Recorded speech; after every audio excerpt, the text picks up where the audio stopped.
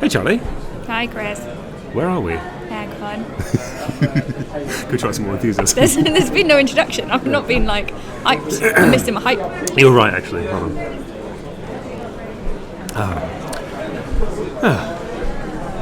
Hello and welcome to the Tabletop Gaming Magazine podcast. Don't know why it's I'm funny. Chris Eggett, the editor of the magazine. I'm Charlie Better, the online editor. And where are we today, Charlie? We're at AireCon. Yeah, we've come all the way to Harrogate to go see what's going on at AireCon. So, who are you and what are you doing here? It's a very good question. Who am I? I asked myself that question many times. I'm Will Townsend, owner of PSC Games, and we're here with a booth at the lovely AireCon show. One of my favourite shows, AireCon. It's a very nice environment. I love AireCon. Yeah. Anyway, we're here to showcase our new game Caesar, which is in the Blitzkrieg line by Palamore. Blitzkrieg came out 3 years ago and has done extremely well for us. It's caught the gaming world's, look, okay, so there's a box of Blitzkrieg right next to us, right here, and you have the 1, 2, 3, 4, 5, 6 word sales pitch on it, which everyone loves, which is World War II in 20 minutes. Yes. Which is ideal. Don't let it drag on. No. There's lots of people who love war games, Yes. who want to do something a little bit quicker than 400 little men you painted. Yes. So, Yes. we like that as well. Yeah. So you've got the follow-up, which is Caesar. Yes. Which is again from the same guy, Palamore. It's capturing Rome in 20 minutes. It's Caesar and Pompey, Civil War. You don't have to know too much about the history of it. Just everyone knows Julius Caesar. It's sort of togas and gladiuses and poison and stabbings and stuff. But it's the similar concept of a two-person duel to control Rome in 20 minutes. Similar mechanics, similar DNA, but not totally. There's quite a difference between the two games. Just to put it very simply, Caesar's probably more of a area control, whereas Blitzkrieg is more of a sort of a dual tug of war through the campaigns. But if you love Blitzkrieg, you're going to love Caesar. Right. So the idea is not just to reskin Blitzkrieg into different things. So some people might expect that because we see that in the hobby quite a lot. Yes. And so, but no, it's not. It's a new game. There's even a map on this one. Sorry, There's even a map on this one. Yes. So yes, I think the idea is don't be lazy. Don't just reskin. Yeah. You just take that DNA and you tweak it. So the idea is, because it's done so well for us, Blitzkrieg, is that we're going to be rolling out a series of these games in 20 minutes. And so going back to Blitzkrieg, the sort of ethos was the perfect war game for a non-war gamer. Yes. Okay. So we want to reach that wider market of gamers that wouldn't normally play a war game, wouldn't normally think about playing a war game, but showing them this is like, this is great, this is fun. So there's quite a lot of abstraction to it, and you could strip it down to it is just a sort of a very simple dually tug of war. Simple but with depth. It's very overused, I know, but very true. This game is so easy to teach and to learn, but there's a lot of depth. Well, I think there's an argument that a shorter game is often more deep because of the repeatability. Yes. Because you can say that Twilight Imperium is maybe a deeper game than Blitzkrieg, maybe. Slightly. But you could probably play more Blitzkrieg than you can play Twilight Imperium, so the depth comes from that, So I think I played Twilight Imperium once in 10 years. Yeah. I think that's pretty good. That's pretty good game, actually. And I played Blitzkrieg numerous times. Yeah. I mean, was it a whole game of Twilight Imperium? I'm not sure we finished. It was a long time ago.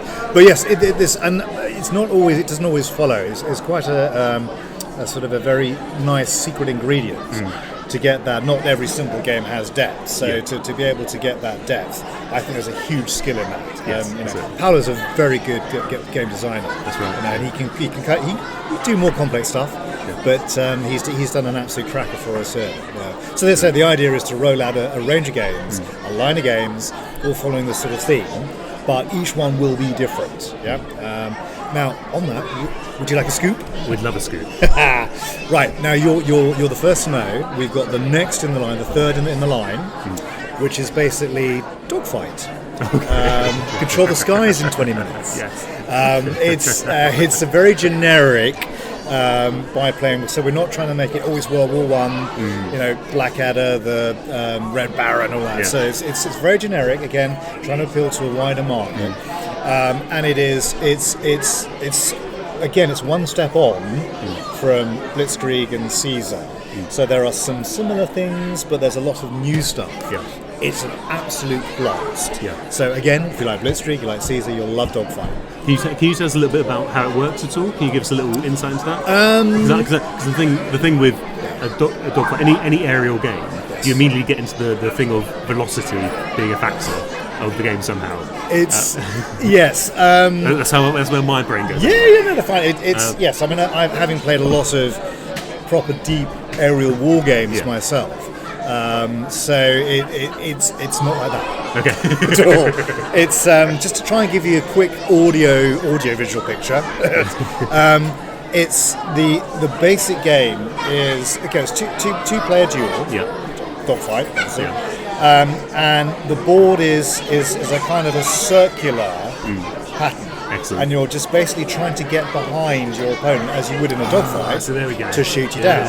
It's it's a card-driven element, and there's the revealing of, and there are shortcuts and there are ways you do the in-one turns. The idea is just to get into the six of your opponent and shoot him down. But within that, there are also lots of missions. So there's escort, there's recon. You've got to take photographs. You've got to rescue a spy from an airfield. It's very cartoony, again, abstracty, Hollywoody type of stuff. So there's nothing too serious. There's nothing like this is the. So again, it's fast and fun. It's very two-dimensional. But you will get the feeling of you're in the cockpit. With the wind in your hair, and you're trying to shoot down your opponent whilst doing something else at the same time. Fabulous. In 20 minutes. Excellent. Well, thank you for that. That sounds fabulous. I like that. I absolutely love the idea of that basically a chase mechanic. So you're chasing each other. Yes. So good. Hoping to be out for Spiel this year, so we'll try to reveal it through the summer show season up to Spiel release in October. That's fine. And then we've also got other stuff in the pipeline with Paolo for next year and the year after. And also throw in the mix. Again, I'll give you a little bit more of a scoop because the sun's shining and it's a good day, and I love AireCon. There's something that we're working on. It's a similar within the Blitzkrieg Caesar family. If you guys know the name David Thompson. Yes, I do. I'm a massive fan of David Thompson. So am I. He's a great designer and great guy. Well, let's just say that David, Paolo and I have got something which is going to be revealed next year, or will be out next year. Wow. And I'm going to tease you there and not say any more. Yes. Very good. So, can you update us on any David Turtsey games still about to land? We've had a real run of David Turtsey. We're having a bit of a break from Mr. Turtsey. Although we do have something that, again, actually, Paolo's involved in it as well, which will be, if not next year, it'll be the year after. And it'll be a little bit of a departure from the heavier Turtsey stuff. He's a very good, heavy, clever designer. Not known for his light Blitzkrieg type style games. Is he reinventing Pictionary? Sorry? Is he reinventing Pictionary? He'd like to, well, what would he do? Anyway, go on.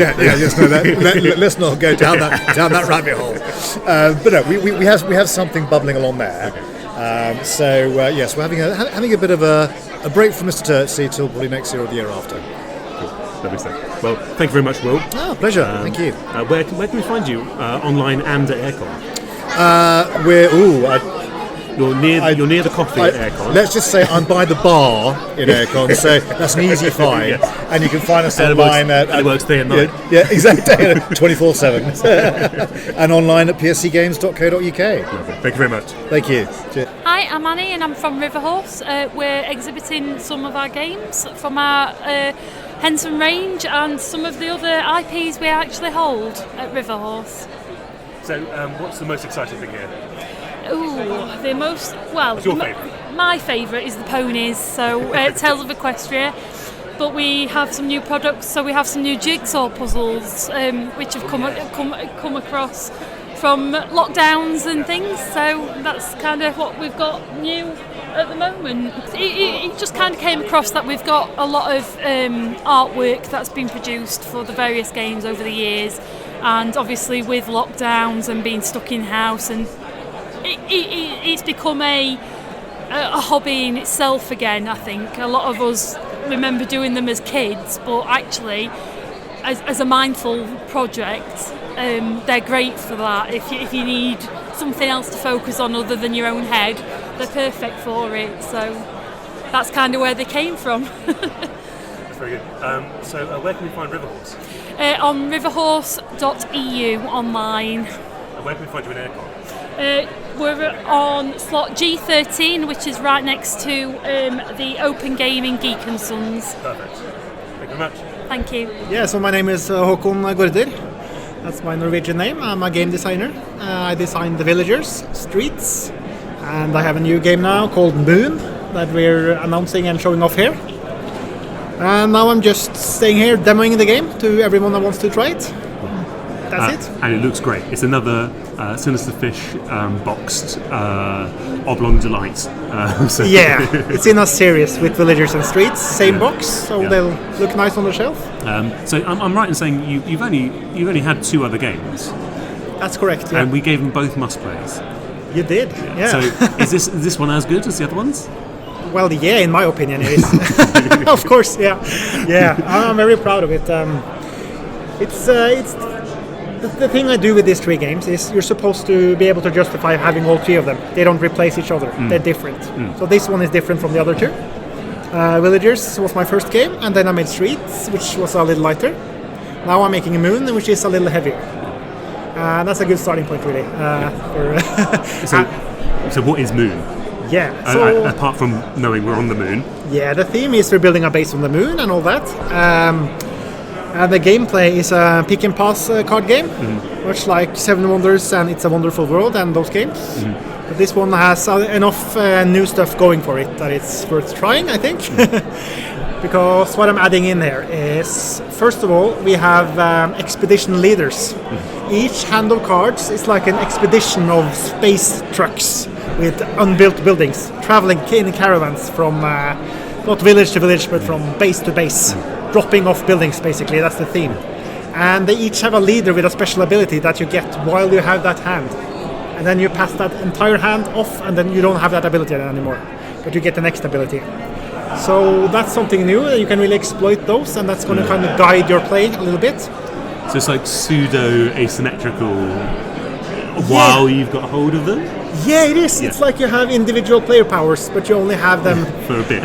A tiny bit of time. But then it comes back maybe 4 turns later. You get the same thing again. So if you can remember it and plan for it, you can exploit it.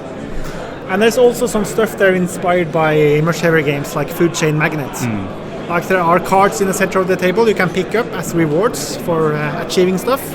Like if you have this many production buildings, then you can pick up this special card that makes you produce double for the rest of the game. So there's a race to pick up these really powerful abilities. So it gets very asymmetrical. And its heart is kind of a tableau builder? Yes. So it's sort of, it's like Streets, if it was doing a high-rise building.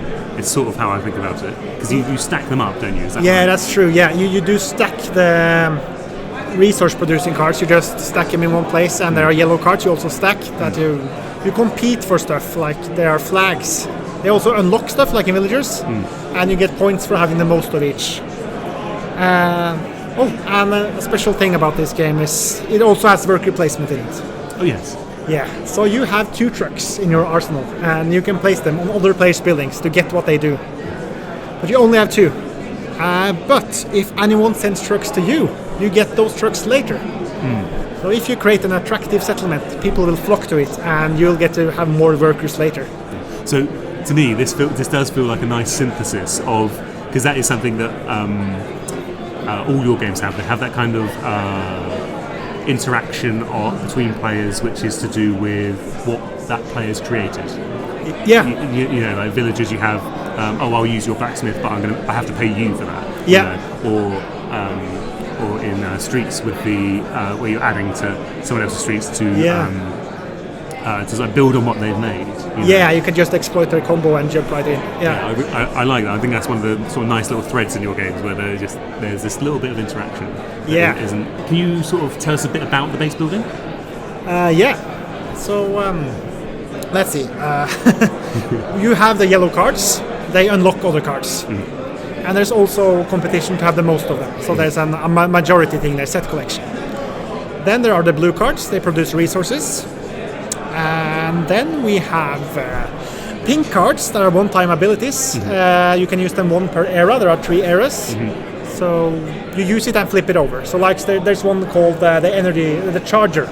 And it spends your energy resources. So it scores 3 for each energy you spend. So if you can amass like 10 energy and then flip that card, you get 30 points in round 1. You can do insane stuff like that. But then you sacrifice everything else just to do that. Yeah. And then there are grey cards. They're pretty much like the pink cards, except you don't flip them. And they score you points for achieving stuff. That's going to be your tableau. You're going to have a lot of... Unlike other tableau builders where the tableau is passive, this tableau is quite active. You use the stuff in your tableau. And other players will come visit you and use it as well. So when do you get the? So I've seen a little demo of this. Yeah. When do you get the space trucks back? At the end of each era. So if you imagine, like in Seven Wonders, there are 3 eras.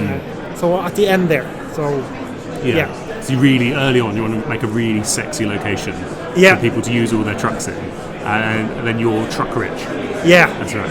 Cool. So everything is two-sided. I think that's important in game design. It's good to just collect lots of trucks, but maybe it's even better to just spend all of them. So you have to weigh it against each other. Great. So tell us about the design, as in the graphic design, because again, you've done everything. I have. I'm surprised you're not in the factory putting meeples in boxes. Because you do pretty much everything in here. Yeah, I do. I do all the graphic design and the artwork and the game design. And then the advantage with that is those things are very intertwined in all games, really. Yes, well, they should be. Yeah, they should be. Yeah, it shouldn't just be throw a frame on some art. So that helps me because the design will often inform what the art should be like and so on. Art is part of graphic design, and I could go on for a long time about that. But it creates a really cohesive whole, I guess, when I do all 3 things. And so, because one of the things I love about Streets is the kind of humour in the buildings. I think you've got a little bit of that here. They're a little bit. The constructions you make are a little bit streetsy. Definitely. They've got a few winks in them. So can you give us a couple of spoilers on what kind of thing you got there? Yeah, so I'm trying to have a thing where you have a humble beginnings theme in the first era, and then it gets more and more advanced later. So one of the resources is like biomass, like dirt, and the way you get that is by building a little toilet. So that's a good example of some humor in there. And there's a card that scores you for just storing lots of water, and it just looks like a giant water cooler, like a 20-meter high water cooler. So there's stuff like that. It's more like Hitchhiker's Guide style. It's not like serious sci-fi. So is that where most of your influence for the game came from? Sort of silly Hitchhiker stuff.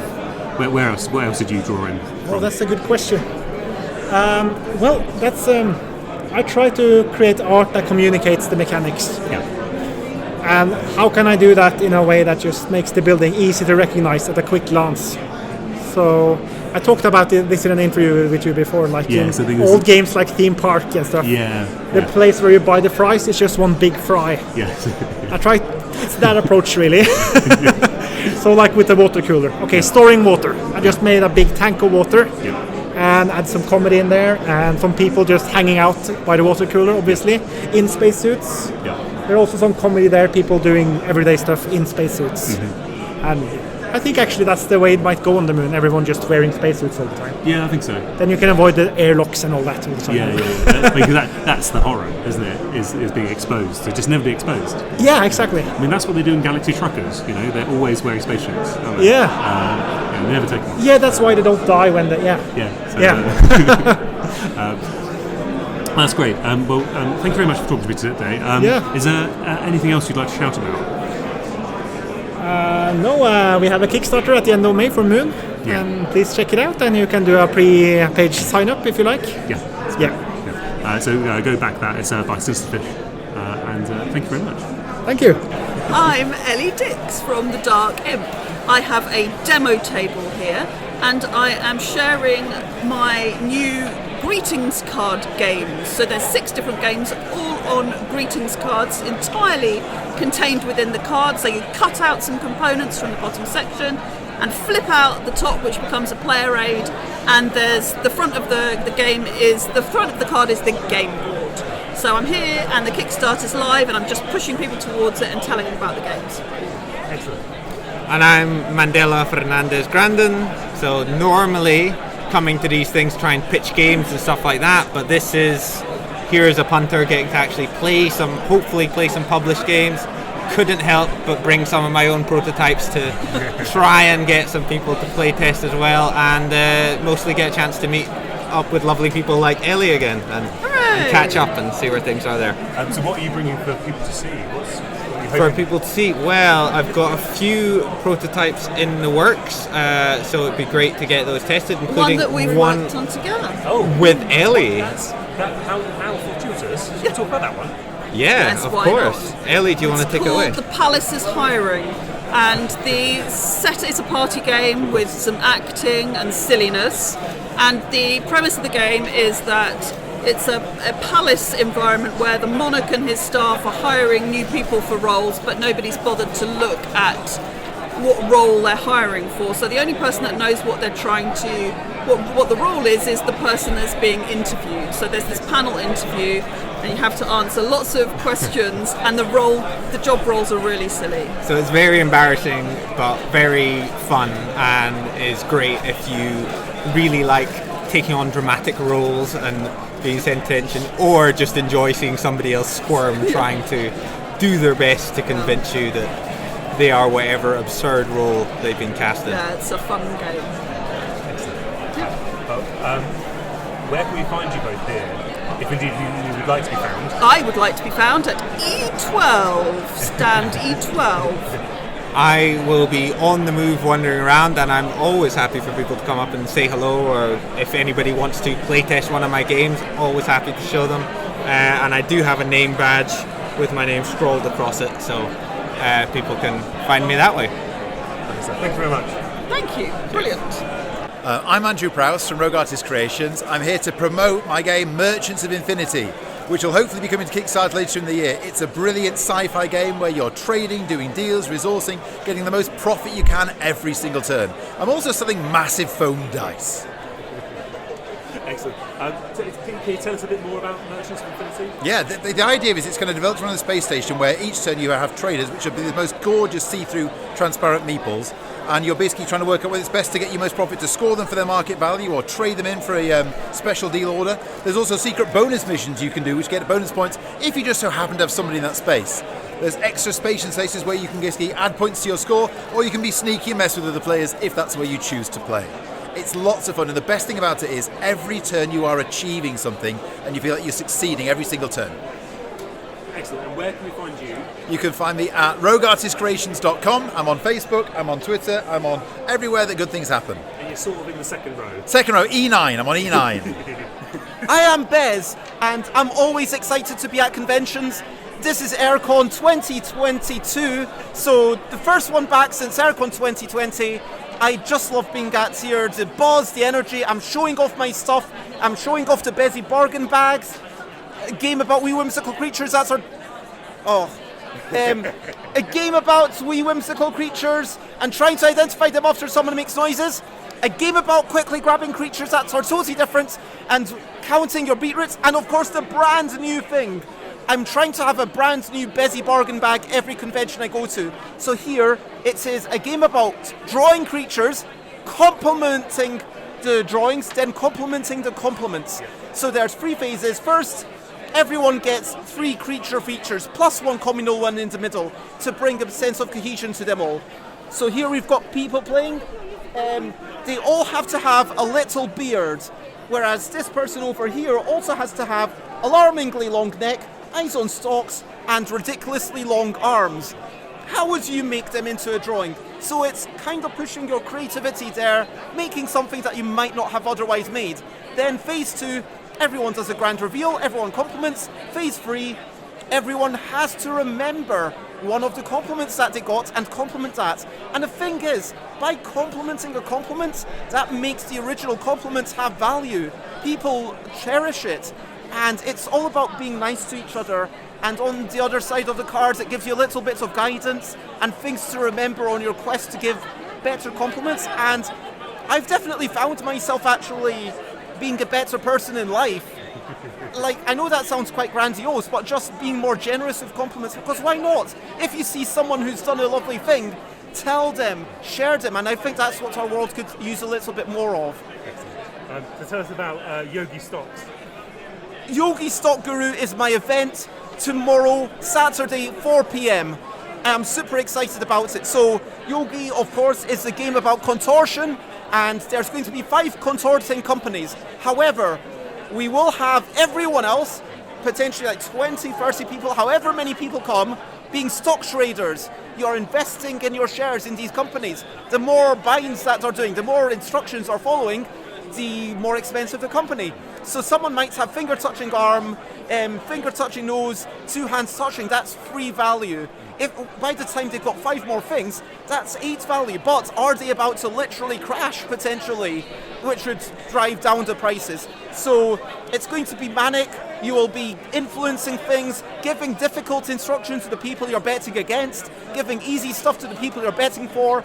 And I'm really looking forward to it because this is a game, I've played it online, but being able to play it in real life is going to be just amazing. Excellent. Thank you very much. Thank you, Chris. My name's Dan Hughes. I'm the designer, well, the co-designer of a game called CoraQuest. I'm here playing games and also doing a bit of demoing for CoraQuest.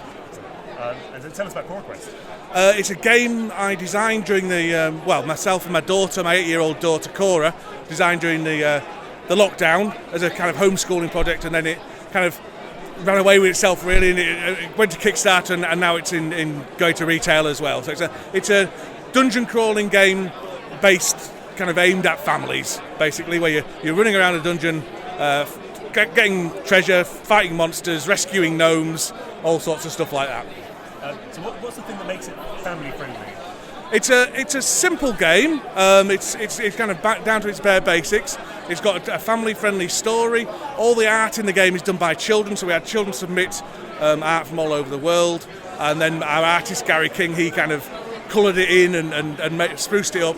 So it's got that kind of very kids can relate to the art. The other thing we've got is kids can go on our website and they can create their own characters and they can create their own monsters and create their own quests and things like that. So it's very adaptable and kids can kind of make it their own. We had a lot of fun creating it, and we wanted to kind of,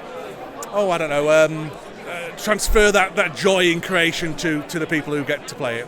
So my name's Rich. I work as the head of sales for Floodgate Games, and I'm here teaching Sagrada, Fog of Love, and some other games, and letting people know about our newest games that are coming out. So I think Vivid's the next thing coming out? Vivid's out. We're hoping to get some today and have it for sale, but there's shipping issues that we've had. But I'm waiting. I'm checking with the hotel. But yeah, Vivid's the newest thing out. But the next things coming up will be Sagrada Glory, which is the third in this series, the third and final series. We also have Sagrada Legacy coming out later this year, which is a legacy version of Sagrada where you're actually playing one of the families that built the Sagrada Cathedral and passing on from generation to generation tools and other things. So it has an ongoing storyline. And then we also have a new game called Kites, which is a game where you're all trying to collectively keep the kites in the air. And the kites are actually represented by sand timers with various amounts of sand in them. And you're trying to flip them and keep the sand from running out. So it's not real time, but it's turn-based, but it's a very quick-paced turn-based game.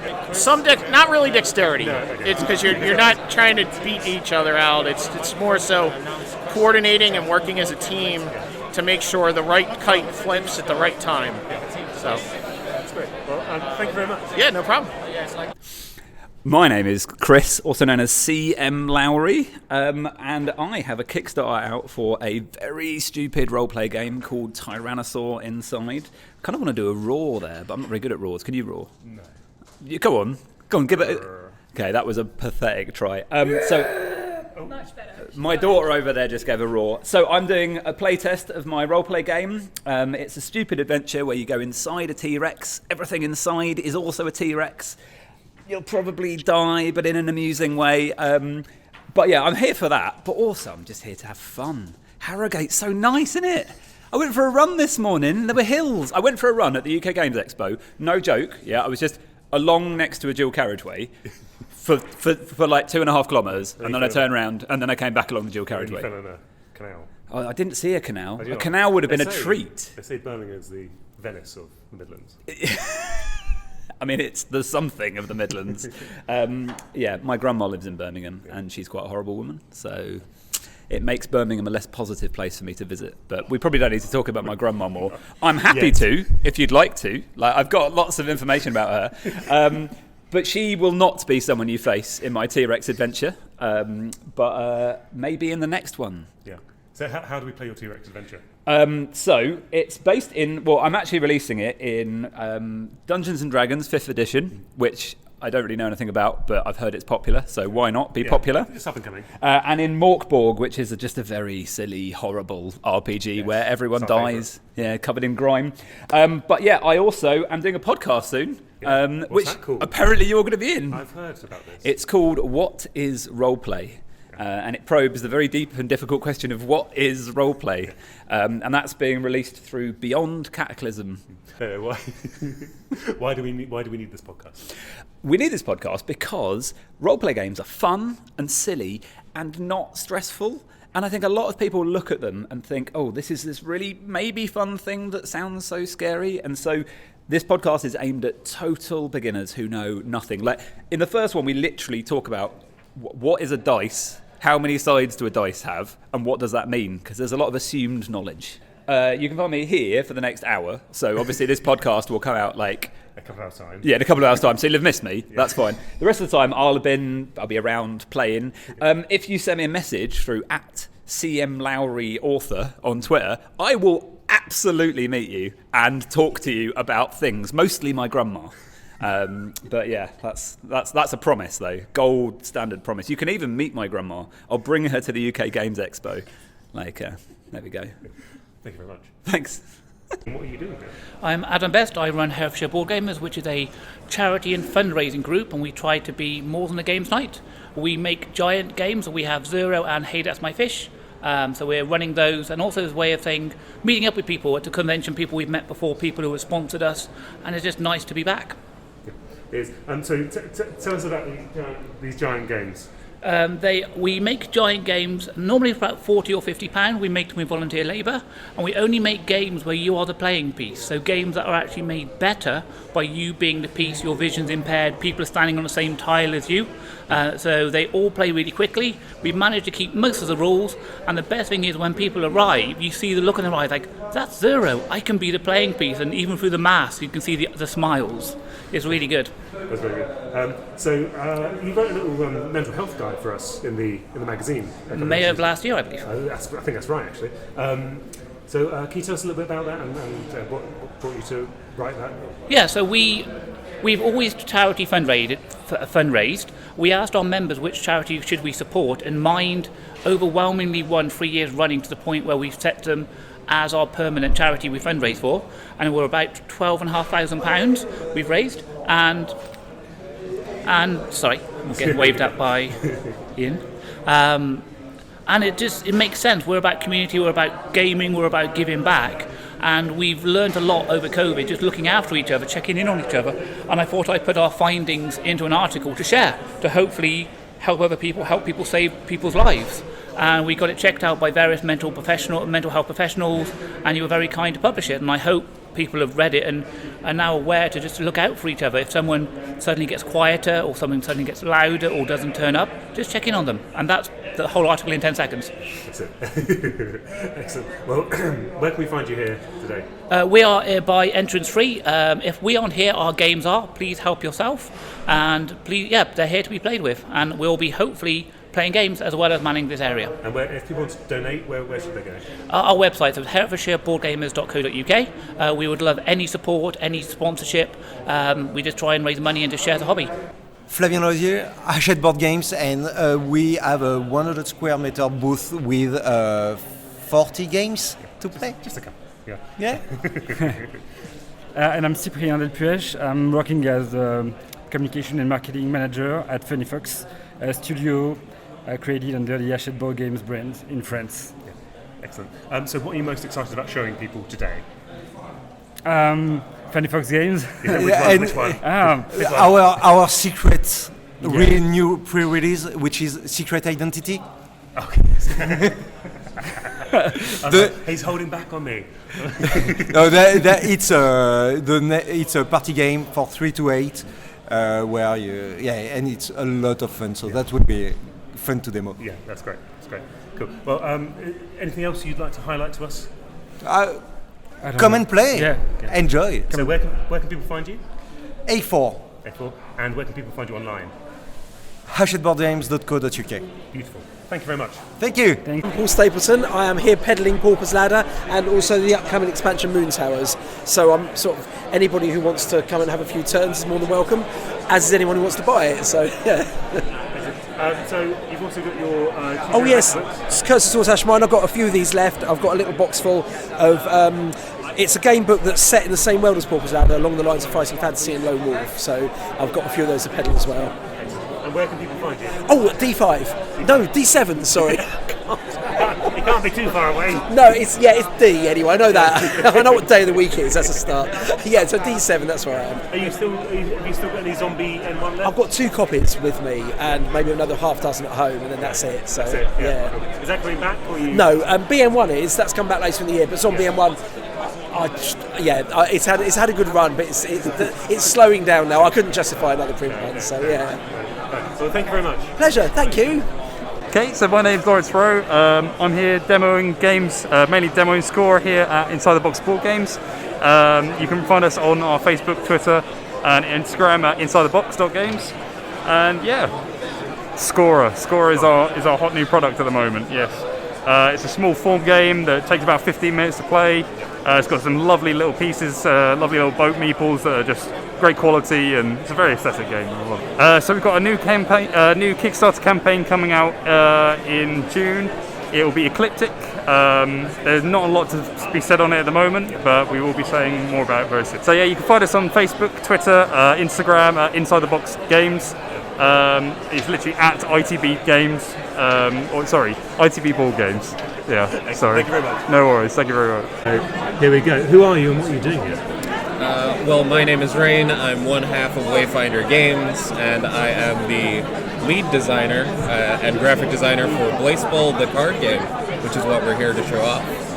Cool. I'm Michael. I am the co-designer, co-owner at Wayfinder, and sometime bon vivant and man about town. That's right. And Twitch streamer. And Twitch stream. King of Twitch. Sorry, I forgot about that. Yes. International sweet boy. Tabletop gaming, king of Twitch, and competent punk as well. Competent punk. I was described by Eric Martin from BGG as a competent punk, which I kind of like the vibe of. Yeah. It's pretty good, yeah. I'm jealous, honestly. It's a great tagline for the brand. Okay, so this is a new studio. Yes. As of. As far as I'm aware, a couple of weeks ago. You probably knew each other before that. You probably didn't walk into a Tinder for game studios, swipe right or left. I can't remember which way. We should do that. That's be the next project for Wayfinder. Yeah. All right, you're giving us ideas, didn't you? That's so good. No, so we've known each other for a good few years. Yeah, I moved to Belfast 5 years ago, and I think I bumped into you like 4.5 years ago. Yeah. and yeah, we've been playing games and messing around, and then we discovered that, hey, we might actually like working with each other. Yeah. And then, of course, first project was The Split, which was a card game I designed. Rain did the graphics and made beautiful. And now it's like the next step with Blaseball the Card Game. Yeah. Okay. Let's just do that. Yeah. What the hell is it? Well, Blaseball is a absurdist baseball simulator based in the browser, where it simulates hundreds and hundreds of games of fantasy baseball, essentially. And I approached the game band. I know some of the folks there. We've worked together before on music. And I was like, hey, I've got this idea for how to translate this into a card game. So instead of these hundreds and hundreds of simulated absurdist games, you're just zooming in on one single match between two teams, head-to-head, one player versus the other player, and you're just playing the last top and bottom of an inning. So it's a really zoomed-in, focused sort of version of what the browser game is. Excellent. Because I think of Blaseball, not that I've... Can you even play Blaseball? I mean, there is definitely online. There's like the interactive element of betting on teams. Trying to sort of like trying to gain the in-game currency, as it were, and then using that currency to influence the surrounding world. So like giving buffs and bonuses to your team, screwing over other people's teams, that sort of thing. But then there's also like a very fervent community that has built up around the around the online game. Because it's kind of a media people's game, isn't it? Because it's a game because it's like people like they write reports. People cover it in some way. All this sort of stuff. And so you're in this weird space where like you don't really play Blaseball. You experience it because it's a cultural phenomenon. But it's cultural, but it reminds me of something like Dwarf Fortress in the sense that it's got this sort of like super wide-ranging set of effects that are going on all the time. They're really quite unintelligible from the surface, but once you're 5 layers deep, you're sort of deep in the matrix of Blaseball. You find the joy. I mean that makes it sound mildly terrifying. That's my impression. It's just, I think if you're looking at Blaseball as a cultural phenomenon, from the outside, it can look daunting. But it is. So does kickboxing. Yeah, so everything looks weird from the outside, but once you sort of like you take that step and you do scratch the surface, you get as much out of it as you want to put into it. I think. Like if you just want to sort of like have a little, here's a weird sort of fantasy baseball extravaganza going on the bottom corner of my screen throughout the day. Fine, fantastic. Other people will then decide, like Rain, to start bands and release 40 plus albums over the course of a year and a half. Which was deranged but beautiful. And it's very much a thing that I think that the community drives a lot of everything in Blaseball. And it's a really lovely community. And I think the other thing about it is like as you were saying with like the emergent narrative that comes from all of the mechanics bouncing into each other. Part of what the community has done has like take those raw numbers and the things that have happened and sort of explain those out to everyone else in terms of like what the story is behind it, right? And I guess it's like that sort of like those story beats, those like big moments are like the things that we've tried to capture in the game. So like you don't need to know what happened on the website 14 months ago.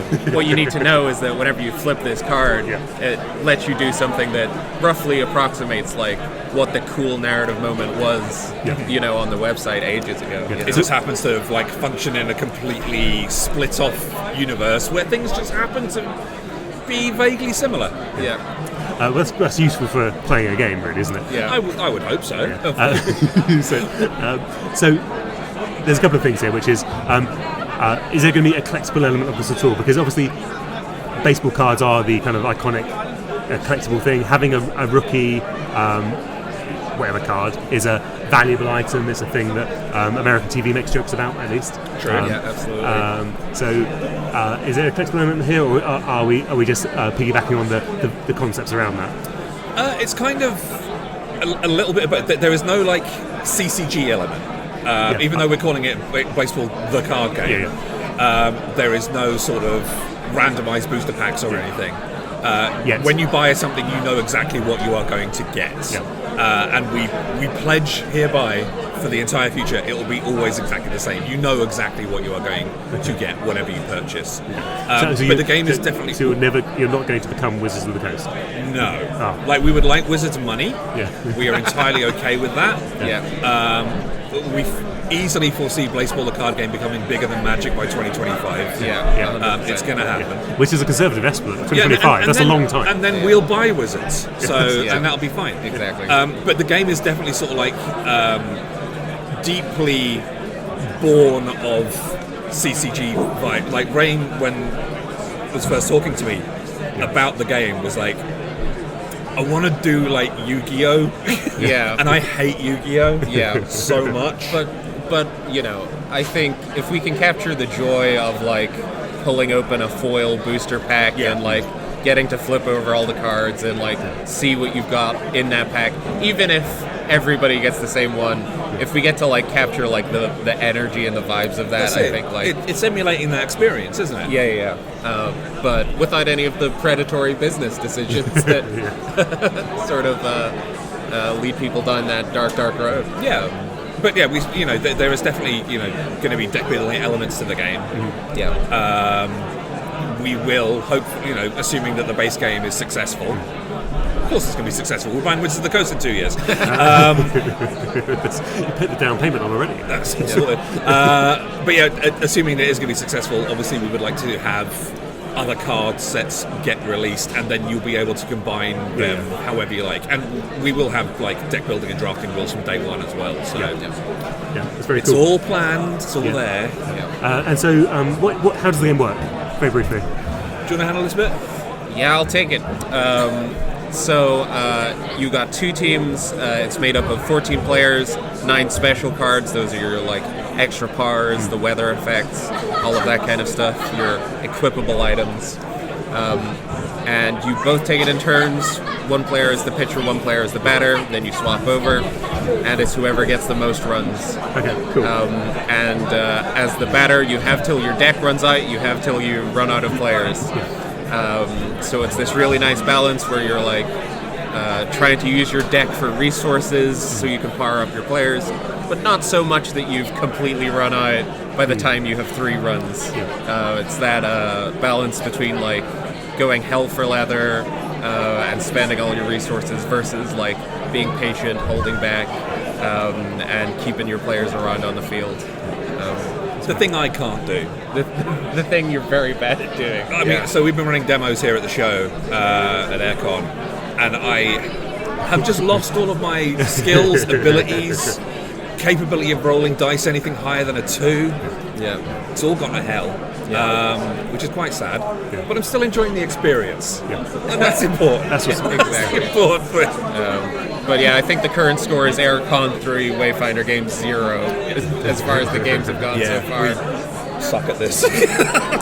Very good. So when is it landing? Later this year. Good. I realise that's sort of like nebulous. I don't know. That's pretty good. Shipping could happen. Shipping will happen. We obviously, yes, we have to crowdfund it because check it out, we're a pair of indie idiots doing our own thing. We're poor. It's games. Nobody has money in games unless you're Asmodee.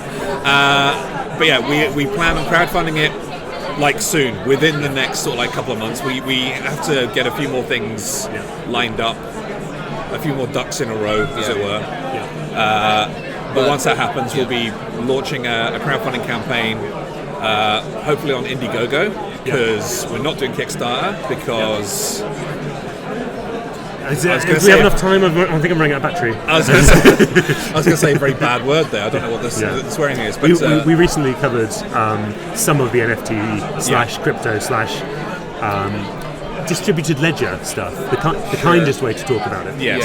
The stuff that they are completely incapable of explaining and or justifying. Yes, which is true of most of the industry, the crypto industry anyway. So. A technology in search of a purpose is what it is. And I realise that we are probably like leaving money on the table because Kickstarter is the biggest game in town when it comes to crowdfunding. But we are a small company, we are a new company, but we want to use whatever voice we have to sort of like say, no, we just don't want a part of something that is evidently destructive and utterly pointless. If you want a database, we have database technology already. Like, they haven't given us any legitimate descriptions as to why they want to integrate blockchain technology into Kickstarter or how they'll do it. They're just going to say, we're doing it. Sorry, that left field ranted completely out of nowhere. But it is going to be coming to... very hard to avoid. Yeah, it's true. But it will be coming to crowdfunding later in the year. The plan is, assuming everything goes fine, is we will be delivering before the end of the year. I would love it if we can get this into people's hands. Essen, potentially with the US release at PAX Unplugged. And then keep on pushing and doing more stuff for it. That's the plan. But the aim is that people play it this year. Yes. And that would be really, really nice. Because we've been working on this a while now. This is like it's been sort of like hiding secretly in the shadows for some time, and then like we did a little one tweet on like a brand new account. It's just sort of like, what do you mean there's going to be a Blaseball card game? And that kind of exploded, which was very nice. But no, like working within the community, like having people try it, people testing it, shearing off those last little rough edges. We've had a busy past few months, and it's going to be a busier coming few months. But we're super excited about getting it in people's hands. And the community has been incredible with testing it and like looking at our little teasers and our releases. It's been really nice seeing people get excited and pumped up for it. So now we have to do is make it. No, all we have to do is get it in people's hands. Well, we've made it. All we need to do is get somebody else to print it. That's the most hard important thing. Then we'll be fine. Hell, if we need to print it ourselves and then hand deliver copies, we'll do it. We'll do it. It'll be expensive, but we'll do it. We'll do it. Do you want a copy so you feel like, £5,000? We can make that happen for you. Deliver it to your door. You're fine.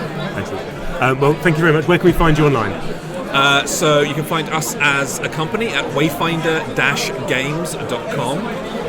We're also at WayfinderG because there's not enough space on Twitter in usernames.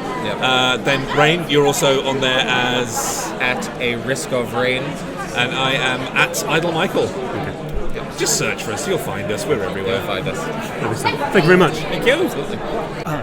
I am Alan Paul. I'm a game designer and owner of Surprise Stare Games, and I'm so glad to be here because it's actually a chance to meet some people. Hurrah! And play games. Hooray! And what have you brought with you? Well, we have on our stand, we have the whole of our Pocket Campaign series of games, which is the Cousins War reprint of the Wars of the Roses game. We have the Ming Voyages, a 1 and 2 player game, and we also have the March of Progress, which is a 2-player strategy game. And we also have the massively large deluxe master set of Snowdonia as well, which is huge. The whole mountain's there. We've got loads of them. We have loads. The whole mountain is there on the picture, and it's great. Yes, that's the main things that we have got. We've got some older stuff too, but that's the main stuff. And everyone will hear next week. They will hear a huge interview with you about Kingmaker. That would be very exciting, I'm sure. I'm very much looking forward to hearing that, finding out what I actually said. That's it. Right, thank you very much. Thank you.